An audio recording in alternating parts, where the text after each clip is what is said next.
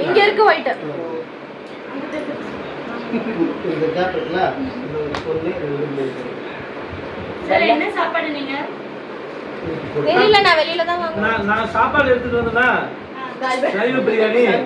சந்தியா சாப்பிடுன்னு சொன்னா அவளுக்கு கொடுத்துட்டேன் அதனால எனக்கு கொஞ்சம் இல்ல சார் எங்க கிரேவி இருக்கு சிக்கன் கிரேவி ஹைலைட் எல்லாம் ரொம்ப நல்லா இருக்கு சிக்கன் நோ நோ சிக்கனா